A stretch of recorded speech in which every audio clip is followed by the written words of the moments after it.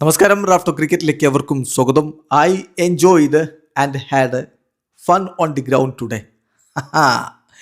മുംബൈ ഇന്ത്യൻസിൻ്റെ ക്യാപ്റ്റൻ ഹാർദിക് പാണ്ഡ്യ കളിക്ക് ശേഷം പറയുകയാണ്, നന്നായിട്ട് ആസ്വദിച്ചു, കളി നന്നായിട്ട് ആസ്വദിച്ചു. ശരിയാ, ഞങ്ങളൊക്കെ ആസ്വദിച്ചു. പക്ഷേ മുംബൈ മാത്രം ജയിക്കുന്നില്ലല്ലോടാ.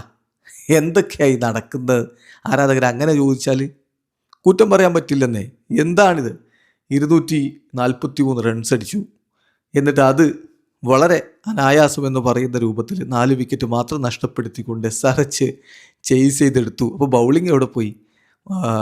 എക്സിക്യൂഷൻ മോശമായി, അതാണ് പ്രശ്നം. മുംബൈക്ക് പിഴച്ചത് എക്സിക്യൂഷൻ നന്നായിട്ട് നടത്തിയില്ല, അവിടെയാണ് എന്നുകൂടി ഹാർദിക് പാണ്ഡ്യ പറയുന്നു. അദ്ദേഹത്തിൻ്റെ വാക്കുകളിലേക്ക് അത് പോവുകയാണ്. എത്രത്തോളം ചാലഞ്ചിങ് ആണ് എന്നതിനുള്ള അദ്ദേഹത്തിൻ്റെ ഉത്തരം.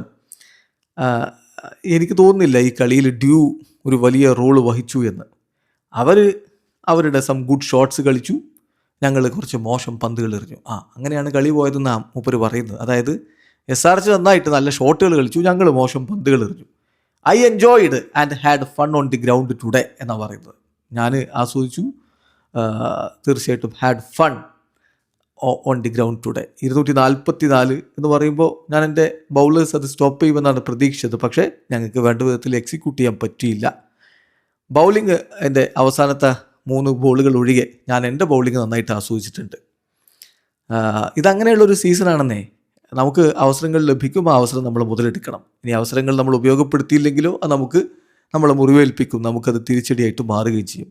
ഈ സീസണിൽ ഞങ്ങൾക്ക് ഒരുപാട് ഓപ്ഷൻസ് ഒന്നും ഉണ്ടായിരുന്നില്ല.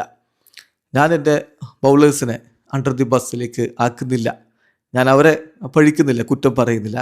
As an overall unit MI എന്താണോ അതിനനുസരിച്ച് ഞങ്ങൾക്ക് ഇതുവരെ ചെയ്യാൻ പറ്റിയിട്ടില്ല.